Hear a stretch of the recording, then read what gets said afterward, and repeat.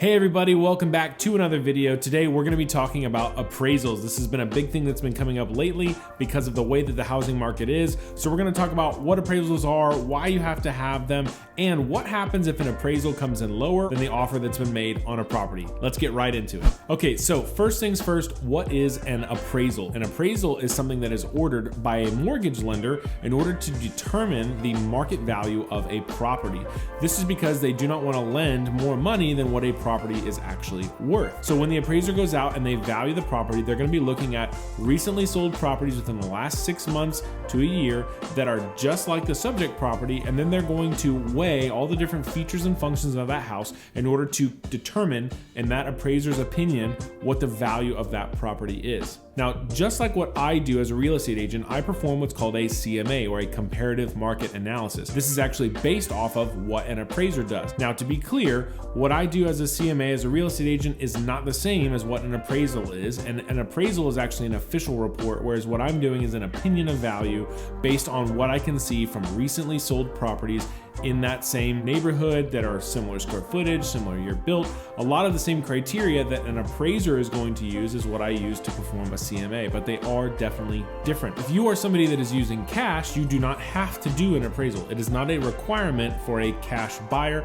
but it is a requirement when you're using a mortgage. So you might be asking yourself, well, if appraisers go out and determine value, how is it that house prices keep going up? The reason that house prices are rising is because of a supply and demand problem. There are not enough homes available, and there are too many people who want to buy homes. That puts us in what's called a seller's market. And when it is a seller's market, you end up with multiple people making offers on a property and therefore driving the price up. If people are making offers above what a house is worth, what happens when that appraisal comes back and it is lower than the offered price? And that's where you have appraisal problems. Let's just say our subject property price is $400,000 and the buyer has made an offer at $420,000. Let's say when the appraisal report comes back, it comes back at $410,000. Well, now there is a $10,000 difference between the purchase price of the property and the appraised value or market value of the property. In a normal market, this would be a round of negotiating where the buyer would come back and with their agent would say, hey,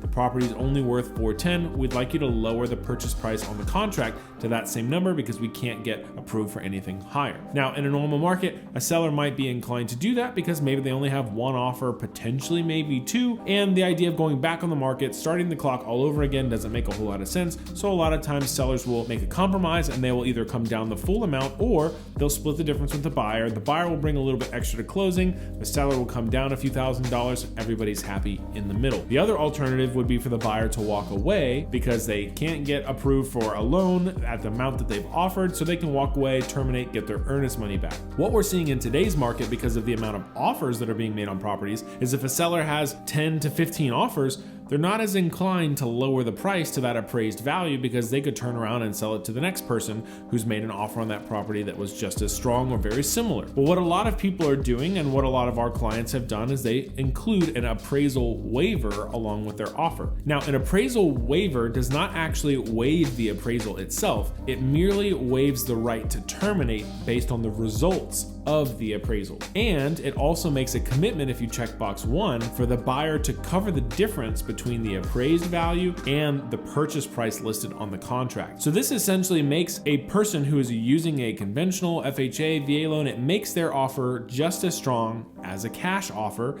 because they are committing to pay that appraisal difference. So an appraisal waiver with an offer can be a really, really strong move in order to help a seller to see the value in your offer, even if another offer was maybe higher than yours. That amount that has been put on that offer will actually be in the seller's pocket. If you're getting value in this video so far, make sure that you give it a thumbs up. It really helps the algorithm. If you're watching on YouTube, hit that subscribe button down below. I put out new content every single week. Back to the info. The next question that comes up is, well, does that mean I have to come out of pocket that total amount? The answer is twofold. If you are using a conventional loan, and you're putting a large down payment on that loan, potentially you have the opportunity, if the loan to value ratios are correct, to where your mortgage insurance might rise a little bit, your monthly payments might go up a little bit, but you're not actually having to come out of pocket extra cash at closing. Now, if you're using a federally backed mortgage like an FHA or a VA loan, and maybe you're doing a minimum down payment or a $0 down payment, in those scenarios, you won't be able to take advantage of that, and you will have to actually come out of pocket that dollar amount that is the difference between the appraised value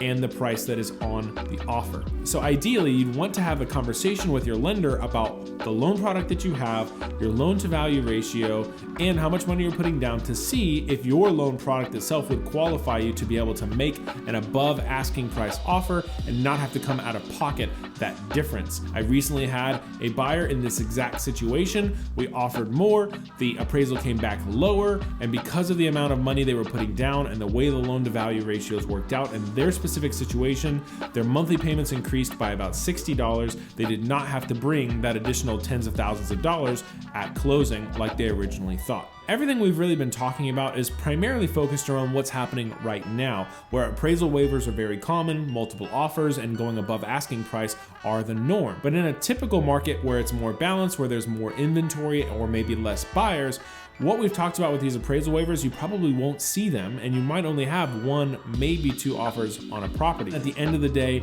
both having a real estate agent like myself who can help coach you through this process, who can set the right expectations and let you know what your options are. And the second thing is having a lender and running through those scenarios ahead of time so that you can be aware of what your options are should we run into that scenario. If you're thinking about buying or selling in the Houston area, you're probably gonna wanna know what the Houston housing market looks like. I've got a video right here, and if you're thinking about moving to the Katy area, I've got a video where I talk about the top communities in Katy ISD for you to check out. We'll see you on the next one.